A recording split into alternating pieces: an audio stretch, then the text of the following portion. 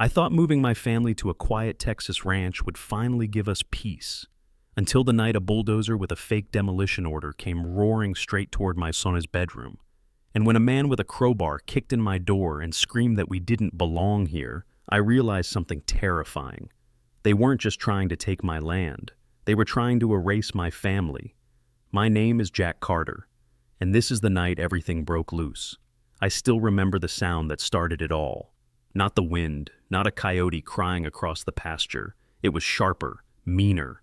A violent clang, metal slamming against wood. Laura gasped behind me.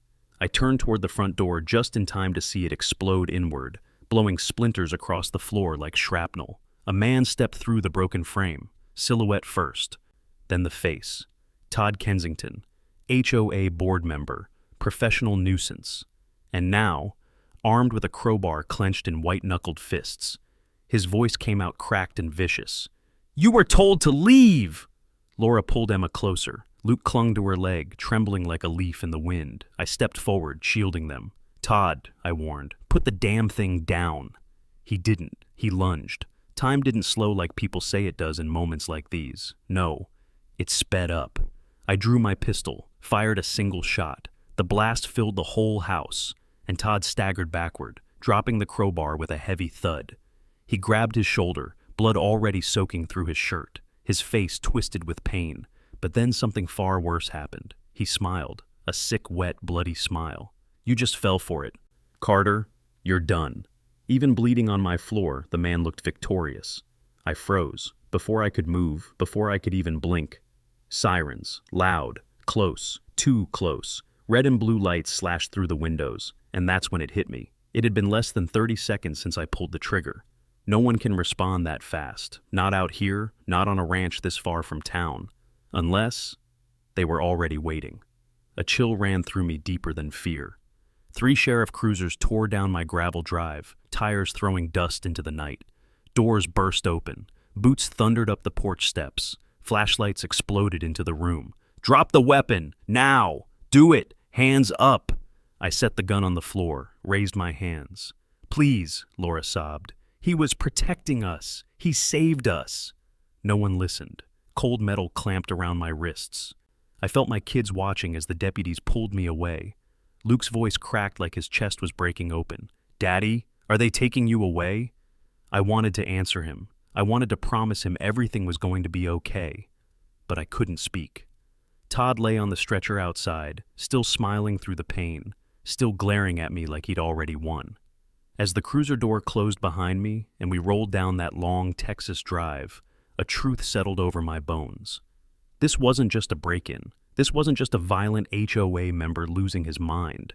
This was the first shot of a war I never asked for. A war aimed straight at my family. A war designed to break us, but to understand why they wanted us gone, why they wanted us dead. You have to go back to the beginning, back to the day we thought we'd finally found paradise. When people talk about the good days, they usually mean the days before everything went wrong. For me, those days begin with the morning. We first drove down that long dirt road and saw the ranch sitting quietly under the Texas sun. I remember rolling the windows down so I could smell the cedar trees. Laura leaned forward in her seat, smiling the way she used to when we were young, back when the biggest worry in our lives was whether the pie in the oven would burn before Sunday guests arrived. Luke and Emma were in the back seat, faces pressed to the windows, pointing at every cow, every horse, every patch of wildflowers like the world was brand new. It was peaceful. Honest to God, peaceful. The kind of peace you don't know you've been missing until it sits down beside you like an old friend. The realtor was a quiet older gentleman who wore a bolo tie and smelled like peppermint. He didn't oversell a thing. Just walked us to the fence line, leaned against an old post and said, "Folks, land like this don't argue with you. It just lets you breathe." He wasn't wrong. The house itself wasn't fancy. 2 stories, white paint peeling here and there, red tin roof that sang soft metallic notes whenever the wind ran across it. But the porch was something else. Wide, shaded, the wood smooth from decades of boots and bare feet. A place built for morning coffee, for rocking chairs, for watching storms roll in from miles away. Laura stepped onto that porch like she'd known it in another life. "I can see the kids growing up here," she whispered. I remember the way the light hit her face when she said it, the calm, the hope. It felt like the world finally gave us a home instead of a house. We signed the papers that same afternoon, no hesitation. And for a while, for a good long while, life was everything we thought it'd be. Sundays smelled like Laura's pecan pie cooling on the kitchen counter. Evenings were fireflies and the sound of Emma giggling as Luke tried to catch them with a mason jar. And nights were quiet enough that you could hear the pasture grass whispering when the breeze swept across it. I built a little treehouse with Luke by the big oak near the north fence. He hammered crooked nails, and I pretended not to notice just to see the pride in his face. Emma learned how to ride our old mare, Daisy. Slow, careful circles while Laura walked beside her, holding her tiny hand. We had dinners on the porch, watching the horizon turn gold, then orange, then deep blue. Some nights, Laura would lean her head on my shoulder and say, "This is the life we were meant for." And I believed her. There were no neighbors complaining about kids being loud, no cars honking through the night, no HOA letters telling us the trash can was 3 inches too close to the curb. Just life, honest life. Work in the morning, chores in the afternoon, stars at night. I'd wake before sunrise, brew coffee in that old enamel pot, and step outside barefoot just to feel the earth under my feet. The air tasted like cedar and cool dirt. Coyotes yipped far off in the hills. And every time Luke ran across the yard with his arms out like an airplane, every time Emma crawled into my lap asking me to braid her hair like mommy does, every time Laura brushed her hand through my hair as we sat watching the sunset, I thought, we did it. We escaped the noise. We found a place where nothing and no one could touch us. Funny thing, nostalgia. It tricks you into thinking the world will let you keep something that pure. If I had known what was coming, the letters, the threats, the lies, the way a simple family ranch would become the center of a storm we never asked for, maybe I would have held on to those quiet days a little tighter. Maybe I would have taken more porch photos, or recorded more of Luke's laughter, or memorized the exact sound of Laura humming while she kneaded dough for Sunday pie. Because peace, real peace, is something you only recognize once someone tries to steal it from you. And the people who tried to take ours, they didn't come like thieves in the night. No, they came wearing smiles, came carrying clipboards, came wrapped in the false authority of something called a homeowners association. We weren't even part of it, but that didn't matter to them. That's where the darkness began. That's where the past started cracking open. But before the letters, before the threats, before the fire and the bulldozer and the gunshots, there were days when life was simple, beautiful, ours. And sometimes, late at night, when the world is finally quiet again, I let myself remember those days, because they remind me what I'm fighting for. People like to say trouble announces itself with thunder, or the way animals go quiet before a storm. But sometimes, it doesn't. Sometimes trouble slips in like a breeze under the door, soft, unnoticed, almost polite. For us, the first sign was just an envelope, a plain white one, thin, no return address, postmarked from a town we'd never been to. Laura found it sitting crooked inside the mailbox, like someone had shoved it in a hurry. I remember her walking up the porch steps, holding it with 2 fingers the way you hold something you're not sure belongs to you. "Jack, did you order anything?" she asked. I shook my head, sipping my second cup of coffee, the morning sun warming the boards beneath my feet. She handed me the envelope. It was light, almost empty, the paper soft from being handled too much. I tore it open, expecting maybe a misplaced flyer or farm equipment advertisement. Instead, it was a typed letter, short, cold, official-looking, in the way a snake looks decorated with patterns. "You are in violation of Section B, HOA Code 12. Remove all livestock within 14 days. I read it twice, then a third time. Laura blinked. "HOA? There's no HOA out here, right?" I laughed, one of those confused, slow chuckles you let out when something is so wrong it has to be a mistake. "No, honey," I said. "We're miles outside their boundary. They don't even reach the main road." We tossed the letter on the kitchen counter and didn't think much of it. But the next morning, there was another one, same envelope, same cold, clipped tone. "Failure to comply will result in legal action and property lien." Property lien. A word that lands heavy on the ears when you were raised in the American tradition of, "This is my land and my sweat built it." I checked our deed, then checked again. No HOA. Not then, not ever. Still, something about the letter tightened a knot in my chest. I called the number at the bottom, half expecting a wrong number or some lady telling me my car warranty expired. A woman answered with a sigh so long and bored, it felt like she'd been sighing her whole life. "Homeowners Compliance Division," she said. "Yes, ma'am," I replied. "I think there's been a mix-up. You sent a notice to my ranch. I'm not part of any HOA." She clicked her tongue. "Sir, if your property shares an access road with HOA members, you fall under our regulation." I looked out the window at our private drive. A gravel road cut straight into our deed. "No," I said carefully. "That road is mine. It was carved into the land survey before that development even existed." Silence. Then, "We'll be following up." Click. Not a goodbye, not a "have a nice day," just a click, sharp enough to feel like a warning. I stared at the phone for a good minute after she hung up. Laura, drying her hands with a dish towel, watched me. "What is it?" "I don't know," I answered honestly, "but something's off." Days passed. The letters kept coming. Some taped to the gate in bright pink paper. Some shoved under the porch mat. One was even wedged between the slats of the barn door, each one angrier than the last. Final warning. Unauthorized structures. Fines exceeding $3,000. I tried to shrug it off. Tried to protect Laura from worrying. Tried to keep the kids from noticing the shift in my voice. But little things began happening around the ranch. Footprints where there shouldn't be any. Gate latches moved. Tools shifted. A water trough mysteriously drained one morning, like someone loosened the plug while we slept. One evening, after fixing a loose board on the fence, I saw Luke running toward me, face pale. "Dad! Dad! There's a man outside!" I sprinted with him back toward the porch. A short, round man in khakis was standing beside our barn, taking pictures with a little silver camera, the kind real estate agents use. "Hey!" I shouted. "You're on private property!" He didn't run. He didn't apologize. He looked at me like I was the intruder. "This is part of a compliance inspection," he said smugly. "Get off my land." He rolled his eyes. "You're going to regret this attitude. You'll hear from the board." He snapped one last picture of my license plate before waddling back to his car. That night, I locked every door, every window, every shed. We sat at the dinner table, Laura stirring her soup without eating, the spoon clinking gently against the bowl. "You think they're serious?" she whispered. I took her hand across the table. "I don't know," I said, "but whatever this is, it's not normal." Outside, the wind brushed across the pasture, rattling the tin roof in a soft metallic hum.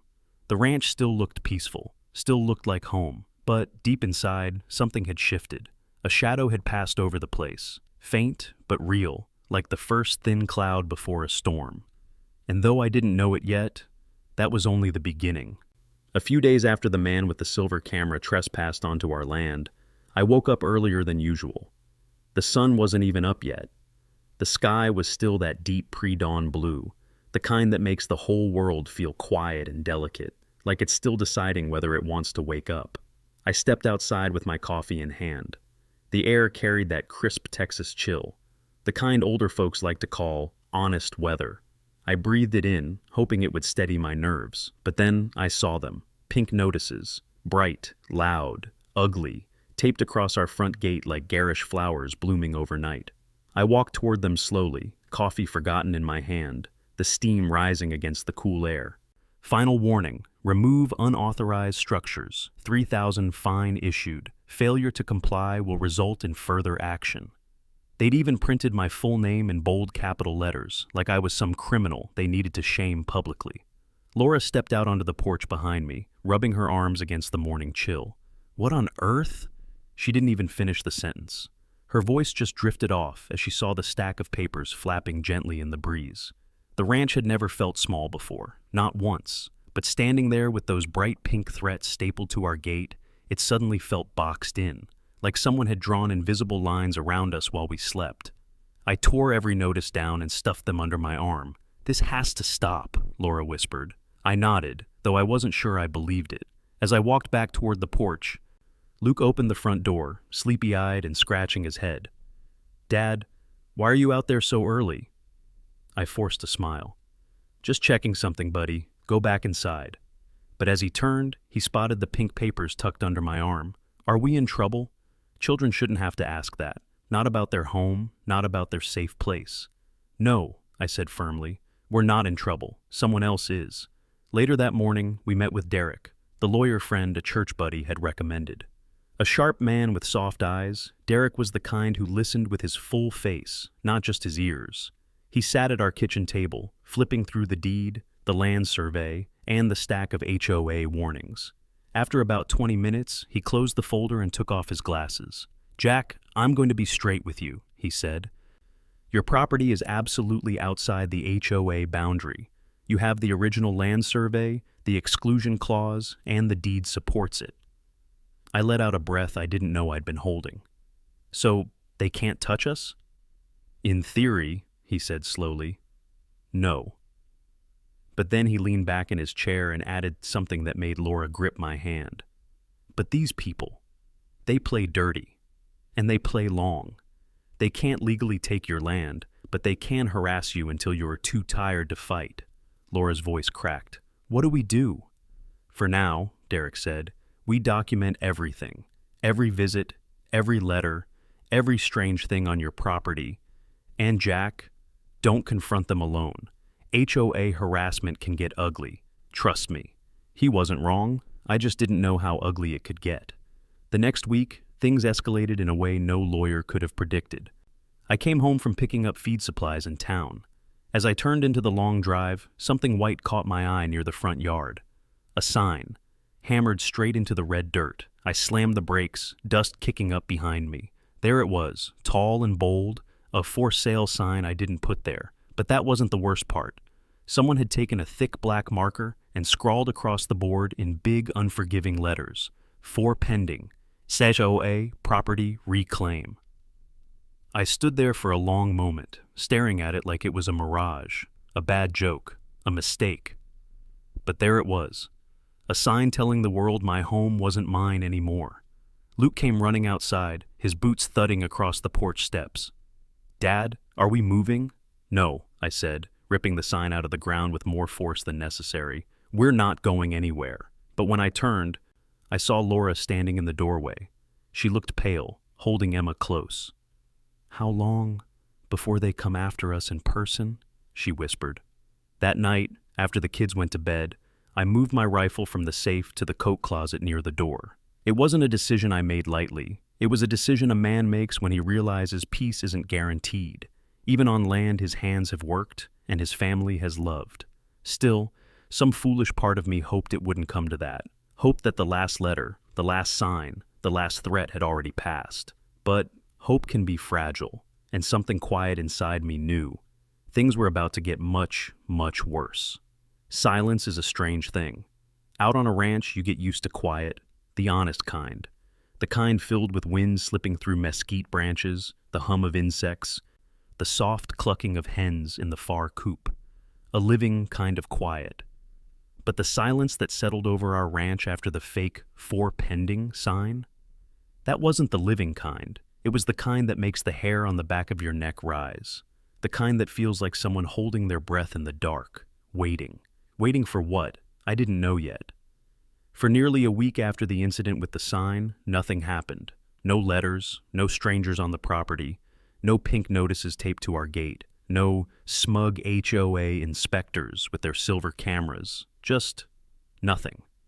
At first, Laura thought maybe we'd scared them off. She tried to convince herself of it, tried to convince me too, smiling more during breakfast, humming while folding laundry. Baking Sunday pie again as if the smell of pecans and cinnamon could somehow bring normalcy back into our home. But beneath it all, I saw the truth in her eyes. Sometimes she'd freeze in the middle of a chore, tilt her head, and listen. Not for a sound, but for the absence of one. A mother's instinct, a wife's instinct. Jack, she whispered late one evening as we sat on the porch, it's too quiet. I didn't want to admit it, but she was right. Quiet hadn't returned to being peace. It had become pressure. A storm cloud you know is out there, somewhere, heavy and dark, even if you can't see it yet. By the third day of quiet, I felt it too. I walked the property line with Max, our old shepherd. He moved slower these days, but his instincts hadn't aged at all. His tail stayed low, ears perked, scanning the tree line. He'd pause every so often, sniff the air, then give a low warning growl. Not a growl of anger, a growl of knowing. That unsettled me more than any letter ever could. That night, I made a phone call I hadn't made in almost 10 years. Mike, old buddy from the 82nd Airborne. We hadn't talked much since life scattered us into marriages, jobs, kids, and responsibilities. But when he picked up, his voice was the same steady baritone I remembered from nights overseas when danger felt close enough to taste. He didn't ask why I was calling so late. He didn't ask for details. He just said in that calm soldier's tone, "Tell me what you need, Jack." By noon the next day, a small brown package arrived via overnight shipping. Mike had sent it himself. Inside were 3 compact thermal sensors, rugged, military grade. The kind designed to watch perimeters in deserts and mountains far harsher than my pastures. Over the phone, he told me, "Put 'em high, above eye level, civilians look down, pros look up." There was something comforting in that old tactical certainty, something stabilizing. For the first time in days, I felt just a little less alone. That evening, as the sky turned a soft Texas purple, I climbed the trees along the north pasture and installed every sensor, hidden, silent, watching. From the kitchen window, Laura watched me. Her expression wasn't fear, not anymore. It was resolve. On the 5th day of silence, I received a text message. A single line, blocked number, no name, no context. "You've been warned." Nothing more. Sometimes the smallest threats are the loudest. I showed it to Derek the next morning. He frowned, tapping it with his pen. "We can file a harassment report," he said. "But without a sender, the sheriff's hands are tied. Jack, this isn't them backing off. This is them waiting." Laura stood in the doorway, arms folded tight, listening without wanting to listen. That evening, as we tucked the kids into bed, little Emma whispered, "Daddy, is someone coming tonight?" A child shouldn't have to ask that. Not about their home, not about their bed. I brushed her hair back. "No, sweetheart. You're safe. We all are." But safety felt thin that night, like glass stretched too far. After the kids were asleep, Laura and I sat together on the edge of our bed. The old wooden floor creaked beneath us, a familiar sound that somehow made the room feel smaller. She leaned her head on my shoulder. "Do you remember," she said softly, "when the loudest thing at night was that old owl in the trees?" I smiled faintly. "I remember. Do you think we'll ever have that again?" I squeezed her hand. "We will." But I didn't know whether that was a promise or a hope. That night, around 2 in the morning, I woke suddenly. No noise, no flash of headlights, just a feeling, the kind older folks talk about. The instinct passed down through generations of people who worked the land before fences and phones and electricity. A prickle in the bones. I slipped out of bed, walked quietly to the coat closet, and rested my hand on the rifle inside. Not to grab it, just to reassure myself it was there. From his spot on the floor, Max lifted his head, ears alert, eyes focused on the dark hallway, as if he sensed the same shift I did. We stood there together, listening. The silence felt different, heavier, denser, like the whole ranch was holding its breath. Something was coming, and when it did, it would shatter the quiet in a way none of us would ever forget. The 6th night began like any other. The house was dim, quiet in the gentle way homes become when the children have fallen asleep, and the weight of the day settles into the walls. Laura was brushing her hair at the dresser, wearing that old blue robe she loved. I was folding my shirt at the foot of the bed, the kind of small, ordinary ritual you never think twice about. Outside, the world felt paused. No rustling branches, no coyotes in the distance, not even the barn owl, just that heavy, unnatural quiet. Laura's hand froze mid-stroke. "Jack, you feel that?" I nodded. I'd felt it for an hour. Max, lying on the floor near our bed, lifted his head and gave a soft, uneasy whine, the kind a dog gives when instinct tells him something is wrong. That's when the motion light on the north pasture flashed on, a quick white burst that lit the curtains for a second. Laura's breath caught.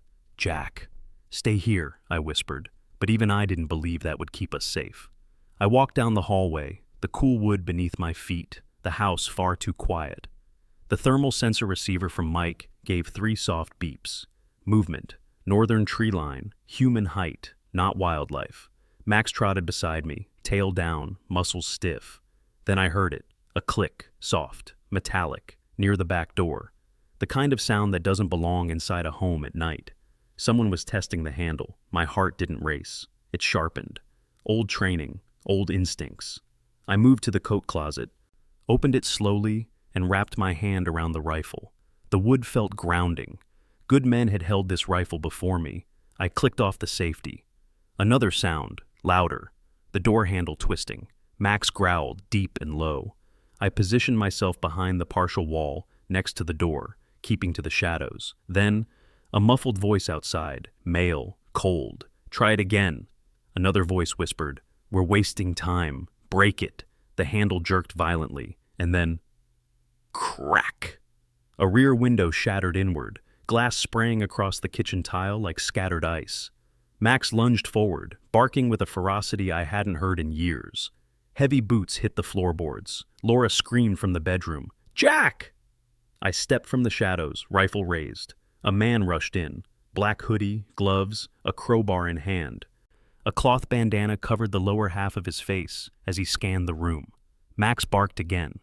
The intruder spun his head toward the hallway where my children slept, and the motion tugged the bandana loose. Just a second, just a breath-long moment. But enough. His face came into view, the jawline, the crooked left tooth, the small scar across his cheek from that bar fight years ago. Todd Kensington, my neighbor, my tormentor, the man who had been circling us like a buzzard for weeks.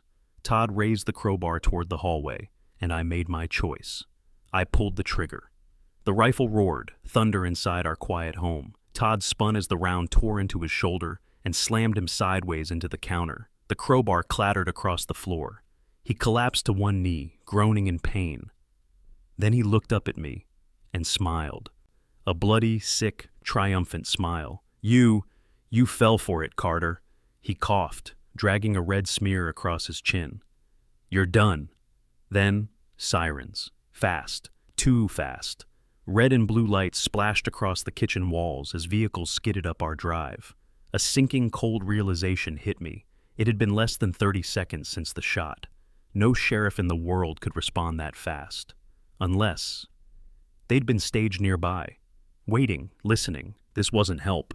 It was part of the plan. Laura rushed out from the hallway, holding Emma tight while Luke clung to her robe. All three stared at the broken glass, the bleeding man on our floor, the rifle in my hands. "Jack," Laura whispered, voice shaking. "What did they do to us?" Todd wheezed another laugh through bloody teeth. "You're finished. You hear me? Finished." Outside, a megaphone blared. "Put the weapon down! Hands where we can see them!" Max barked wildly, circling the door. Laura sobbed. My children trembled. And standing in the middle of my own living room, with the rifle still warm in my hands, I understood the truth. This wasn't a break-in. It wasn't a fight. It wasn't even about the HOA anymore. It was a setup, a trap, a coordinated attack designed to take me down first. And the real destruction waiting for my family was standing outside in uniform. Everything that happened next, the handcuffs, the accusations, the betrayal of the sheriff, and the truth that would unravel everything, began the moment I opened that door. I didn't open the door. They did. The front door, already crooked from Todd's kick, blew inward as 3 deputies rushed through, rifles raised. Flashlights slicing white circles across the walls, the floor, my face. "Put the weapon down! Hands where we can see them!" I laid the rifle softly on the hardwood, palms open, fingers spread. My hands felt oddly light, like they belonged to someone else. "Step back, on your knees." Behind me, Laura sobbed. Emma wailed into her mother's robe. Luke stood frozen, tears welling, but refusing to fall. "Please," Laura cried. "He was protecting us. He was protecting his family." They didn't look at her, didn't look at the shattered window, didn't look at the crowbar on the floor or the blood on the tile. All eyes were on me. Cold steel snapped around my wrists. "You have the right to remain silent," one deputy recited, flat and hardened by routine. Todd, still bleeding on my kitchen floor, groaned dramatically as EMTs hovered over him. He clutched his shoulder, face twisted, but his eyes were alive with triumph. He shot me," Todd gasped. "No warning. I was just doing a compliance check." He snapped.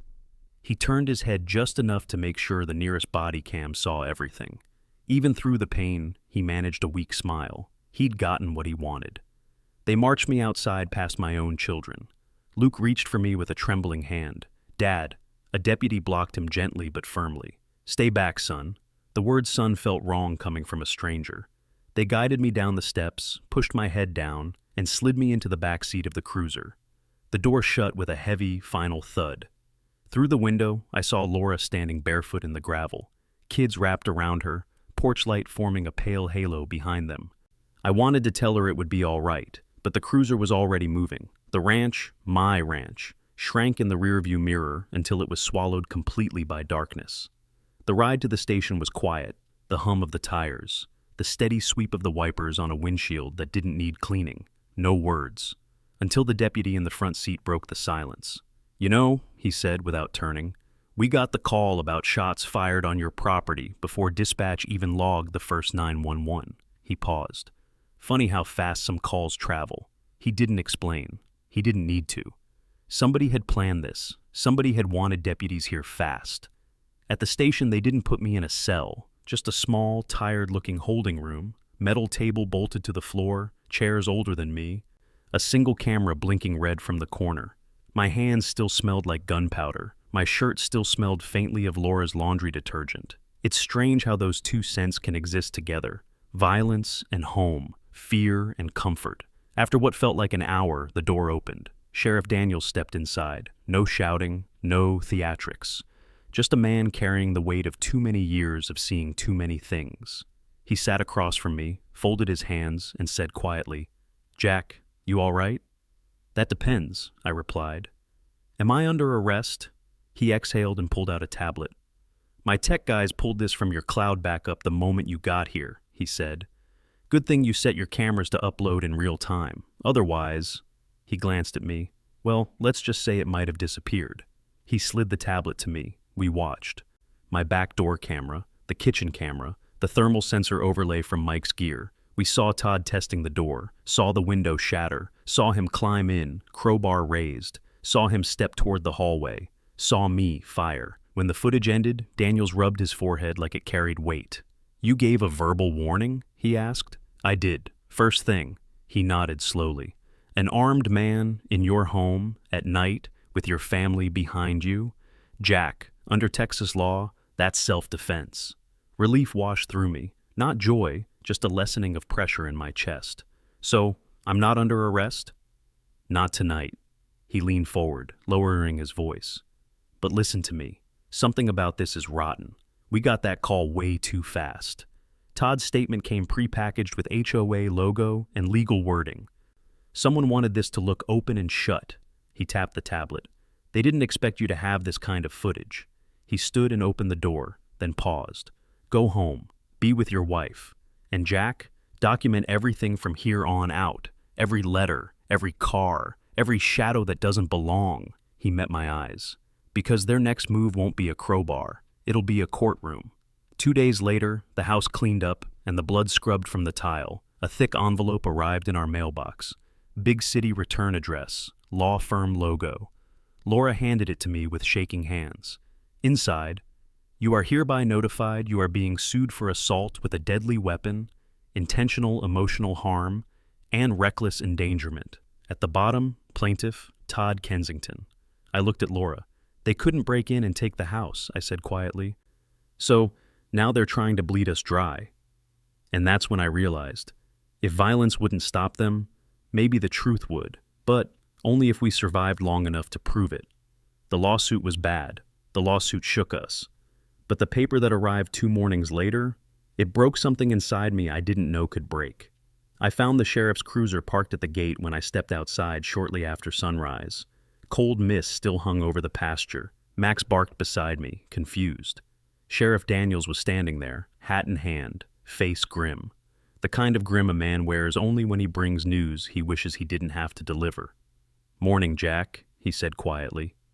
"Sheriff, what's going on?" He didn't answer, not right away. He just held out a sealed envelope, thick, official, government seal. My stomach tightened. I didn't touch it. "Jack, Daniel said slowly. "I'm legally required to serve you this in person." I took the envelope with stiff fingers. My name was typed neatly on the front. Inside, only a few pages. But they hit like a hammer. Petition for emergency removal of minor children.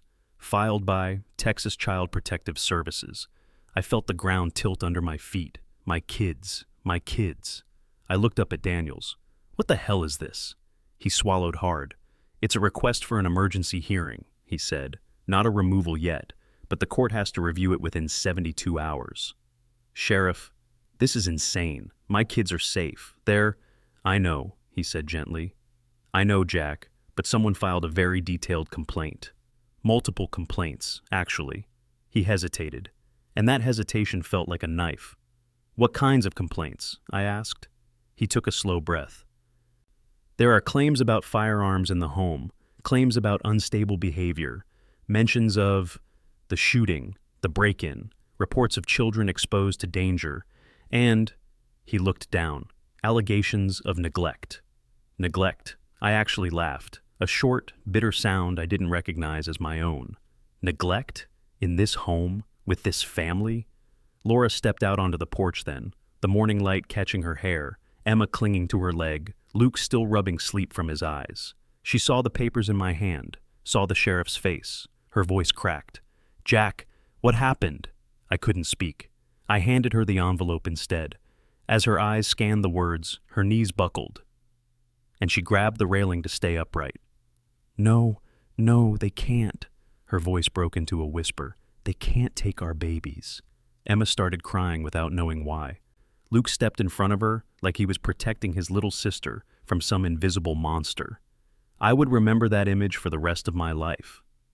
Inside the house, we sat at the kitchen table while Daniels explained the process. Slowly, softly, like explaining a tragedy to someone who's already grieving. "It's not an automatic removal," he said. "The judge will hear both sides. Your lawyer can fight it. But Jack, understand something." He placed his hat gently on the table. "Somebody is pulling every lever they can. Legal, civil, governmental. They're trying to paint you as unstable, a danger to your kids." Laura whispered, "But why? Why do this?" Daniels hesitated, just long enough for me to know he already suspected the truth. "Because," he said finally, "if they can't beat a man, sometimes they try to break him." The room fell quiet, the kind of quiet that hurts. Emma climbed onto my lap, tears streaking her cheeks, tiny arms wrapping around my neck. "Daddy, are they going to take us away?" I pulled her in tight. "No," I whispered, "not ever." Laura wiped her eyes, stood, and placed both hands flat on the table, the posture of a woman who has hit rock bottom but refuses to stay there. "We fight," she said. Her voice trembled but didn't break. "We fight them in court. We fight with the truth. We fight for our family." And in that moment, I knew she wasn't talking to me. She was talking to God. Derek rushed over within the hour. He didn't sit down, just paced the kitchen, papers in hand, muttering in disbelief. Emergency removal. They dug deep. They really dug deep. Jesus.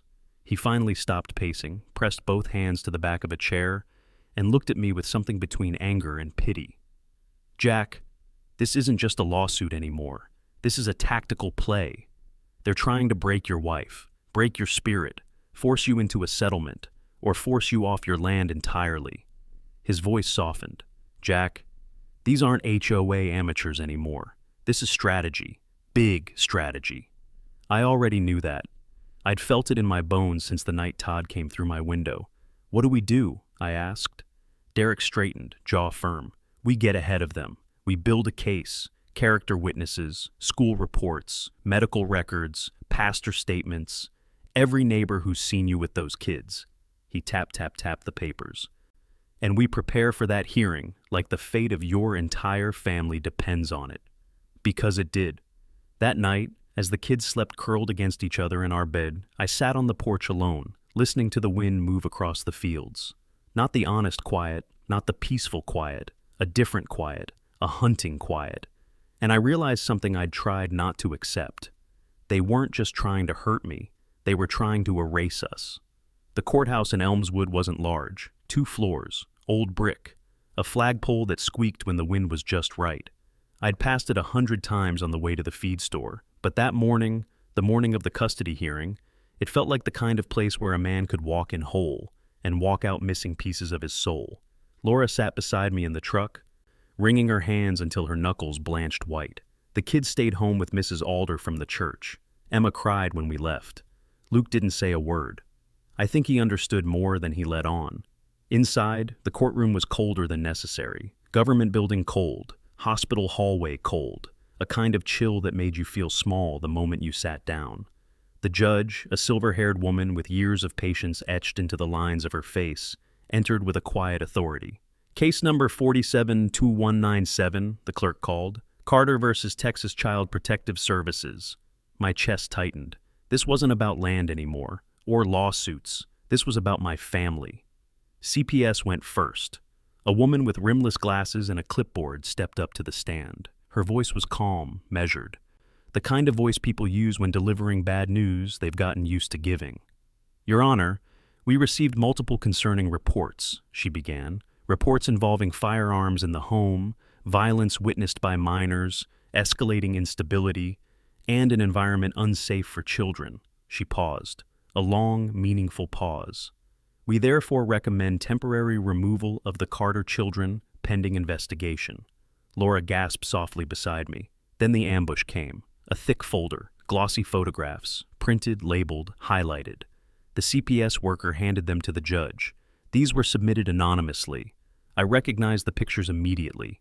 Me carrying my rifle across the yard. Me yelling at a trespasser months earlier, cropped tightly to make it look like I was the aggressor. A nighttime still where I was checking the fence line, flashlight in one hand, pistol in the other. The judge studied them for a long, uncomfortable moment. Then the CPS worker said the line that nearly cracked something inside me.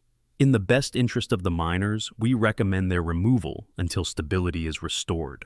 Laura brought her hand to her mouth. Her whole body trembled. A quiet, sharp pain settled deep in my chest. I had fought men, trespassers, armed intruders, but nothing prepared me for the idea of losing my kids. Derek stood before I could even blink. Your Honor, he said firmly, we haven't presented our evidence yet. The judge nodded. Proceed. He approached the bench with the calm confidence of a man who has walked into a fire before and learned how to breathe inside it. Your Honor, the danger in the Carter home does not originate inside the home. He placed a flash drive on the evidence desk. It comes from outside. The screens flickered on. Security footage, my footage, the footage that saved us more than once already. We watched. Todd testing the door, Todd breaking the window, Todd stepping through the frame with a raised crowbar. Then, my warning, my shot. Todd collapsing. Silence filled the courtroom. The kind of silence that changes the direction of a man's life. When the footage ended, Derek spoke softly, with a warmth that cut through the coldness in the room. That isn't aggression. That isn't instability. That isn't danger. He gestured toward me. That is a father protecting his family. He wasn't finished. He added a second stack of papers. Character letters from the school, the pastor, pediatrician, neighbors, all confirming a stable, loving home. Then, the killing blow. And we have evidence that several complaints against the Carters were filed from the same IP address belonging to the plaintiff in an ongoing civil suit. The courtroom stirred, whispers, head turns. Even the judge's eyebrows lifted. Derek let the silence settle before finishing. Your Honor, someone weaponized this system. The judge folded her hands, took a breath, and spoke clearly. I see no evidence these children are in danger from their parents. Laura's breath caught in her throat. The petition for removal is denied. She started to cry, silent, shaking tears of sheer relief. I closed my eyes, letting the weight slide off my shoulders like a stone rolling off a cliff. The judge continued. Furthermore, a restraining order will be issued against Mr. Kensington and any associates. CPS will close the complaint unless new, verifiable evidence emerges. We didn't win money. We didn't win land. We won something far more precious. We won our children. Outside the courthouse, Laura hugged me as if she feared I'd vanish if she loosened her grip. We survived, she whispered. I held her close, breathing her in, feeling the tremble still running through her. Then I saw it. Across the street, engine idling, Tinted windows reflecting nothing but sky, a dark SUV. Someone sat inside, watching us, not moving, not driving off, just watching. A cold realization settled into my bones. This wasn't the end of the fight. This was the end of the part they wanted us to see. They'd lost in court today, but they weren't done, not by a long shot. I've always believed every storm leaves something behind. A branch, a loose shingle, a muddy footprint you don't recognize. Sometimes the storm leaves something bigger, something it didn't mean to. The night after the custody hearing, the house carried a different kind of quiet. Not peaceful, not restful, the kind of quiet that felt like someone holding their breath. Laura put the kids to bed early and asked if I wanted tea. I told her I'd take a walk instead, just to clear my head. Truth was, my head wasn't the part that needed clearing. It was my gut. That old instinct whispering that the black SUV outside the courthouse wasn't a coincidence. I walked the north pasture with my flashlight sweeping over the grass. The moon was low, dipping behind the tree line, stretching the shadows long. Halfway through the fence line, I saw something that made me stop. A fence post, snapped clean in half.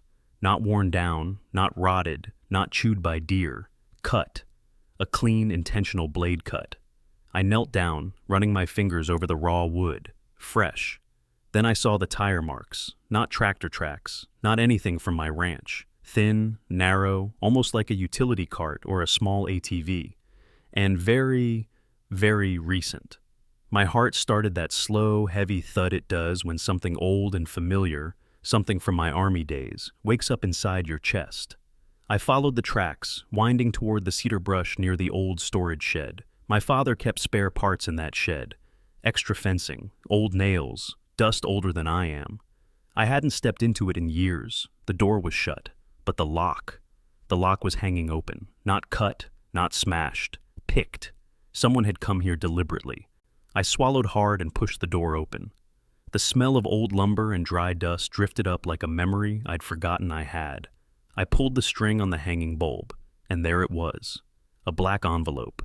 Same shape, same texture, same slight crease on one corner as the first one they left on my gate. Only this one wasn't sealed.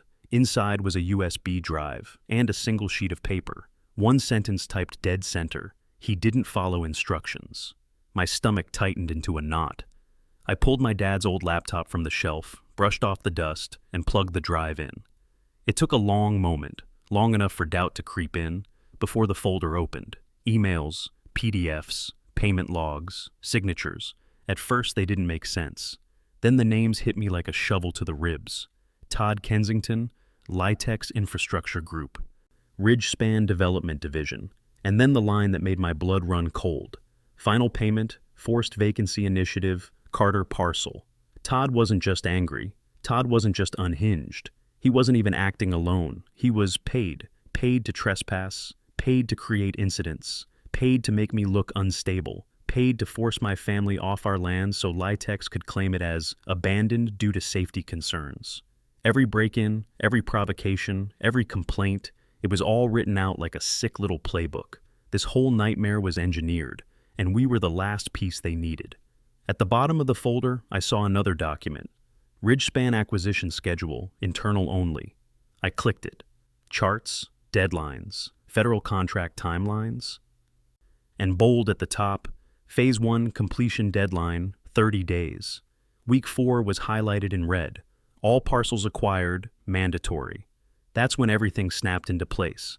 They had already told shareholders, and more importantly, the federal government that they owned all the land needed for their Ridgespan project. But they didn't, because of us, because of me.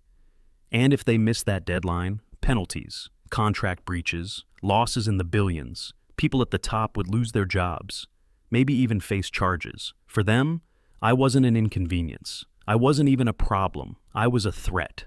I was the one crack in a dam holding back a tidal wave of money.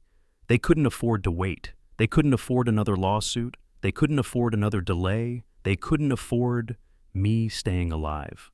As that realization settled over me, the shed suddenly felt smaller. The single bulb hummed overhead. The walls seemed to close in around the truth I'd just uncovered. This wasn't about HOA rules. This wasn't about Todd. This wasn't even about the land anymore. This was about a corporation cornered by its own greed, racing against a clock that couldn't afford to stop.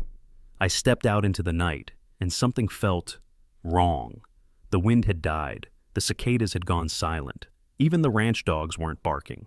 Somewhere beyond the tree line, an engine turned over, not speeding off, not approaching, just sitting there, idling, watching, measuring how much time I had left.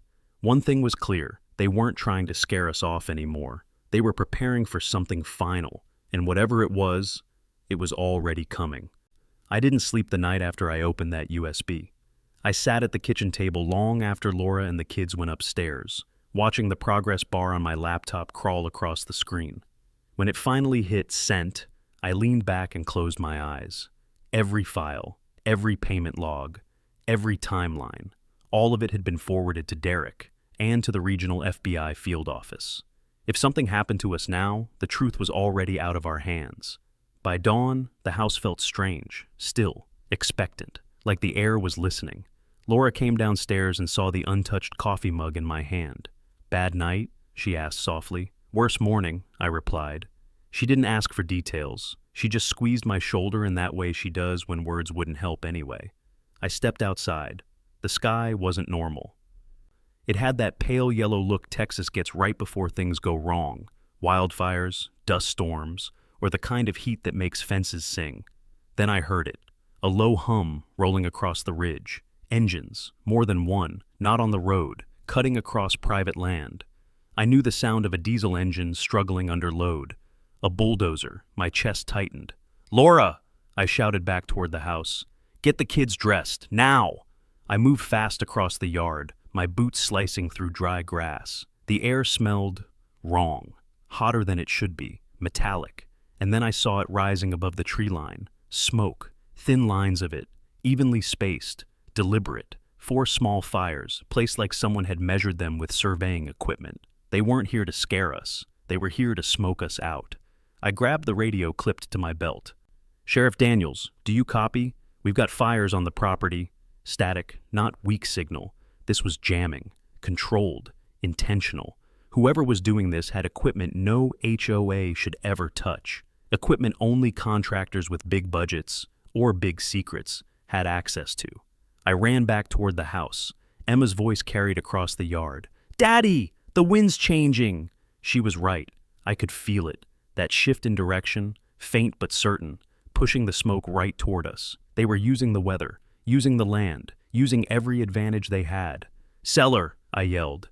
"Get to the storm cellar. Go!" Laura grabbed Luke. Emma held the hatch. We lowered the kids in first.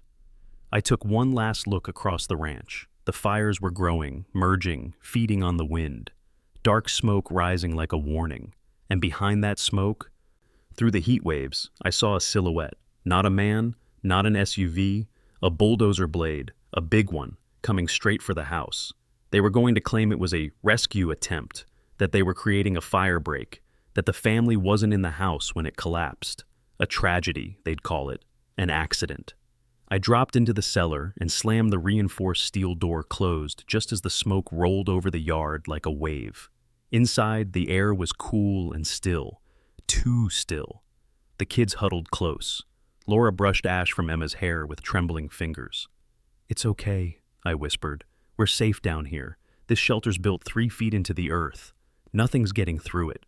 Outside, the world roared. We heard the crackling fire, the groaning timbers, the distant, rhythmic push of the bulldozer chewing through the front porch.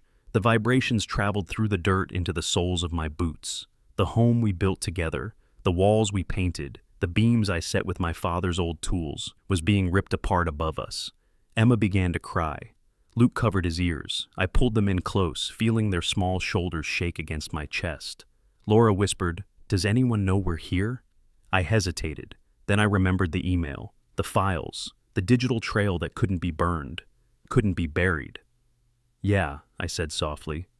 "They know."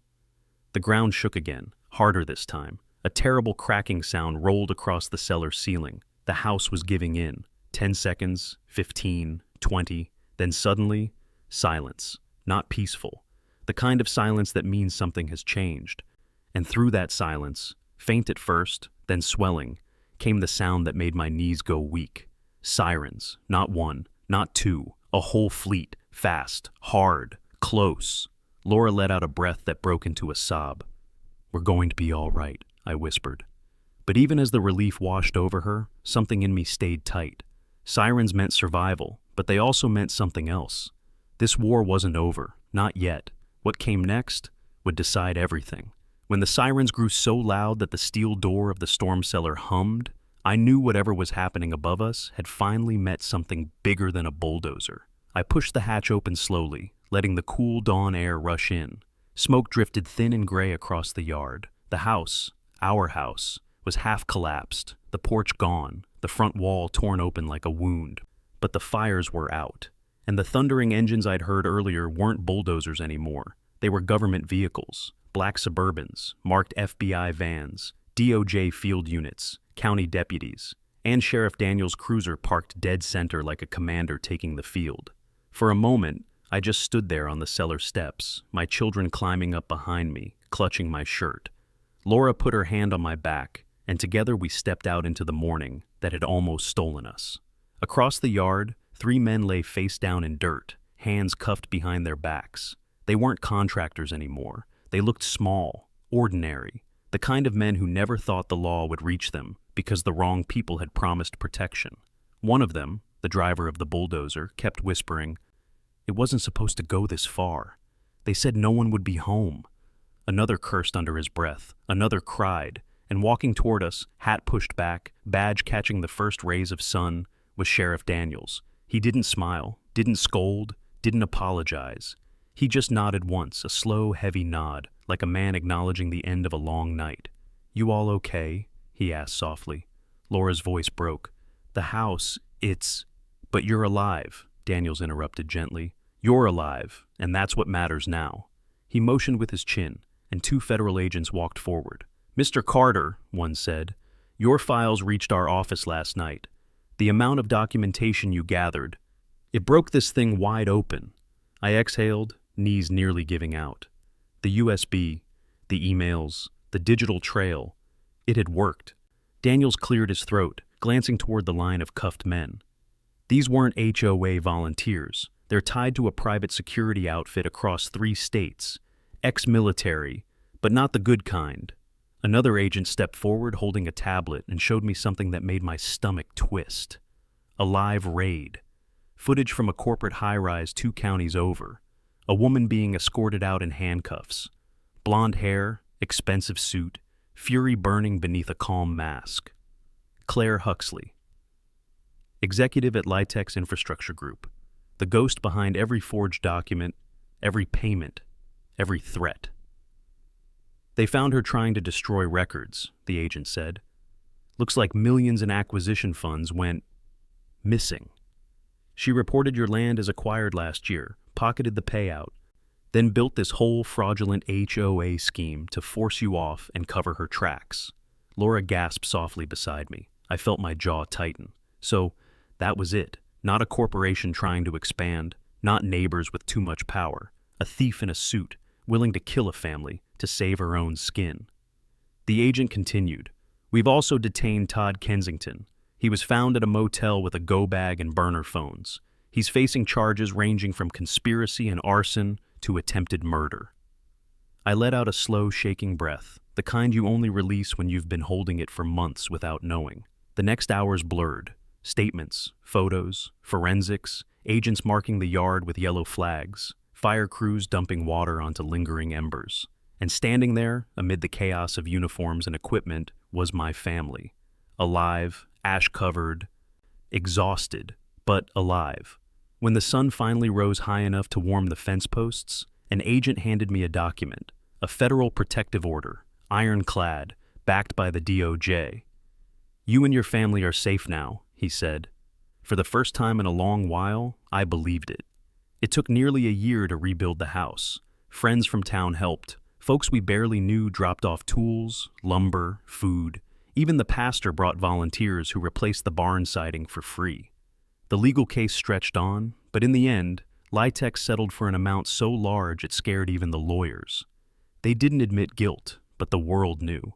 And more importantly, the land stayed ours. One quiet evening, long after the dust of construction had settled, I sat on the new front porch. The boards were fresh pine, still releasing that warm, sweet smell. Luke and Emma chased each other in the yard. Laura brought me a cup of coffee and sat down beside me. The wind moved gently through the grass. No smoke, no engines, no false quiet, just the honest kind again. "You think it's really over?" Laura asked. I looked out across our land, the pasture, the rebuilt fence, the house standing strong again. "It's over," I said softly. "And we're still here. That's what matters." She rested her head on my shoulder. The kids laughed. The sun dipped golden behind the barn. For the first time in a very long time, the world felt right. And I whispered to myself, a promise carved deeper than any wound they'd tried to leave on us. No one ever takes this from us again.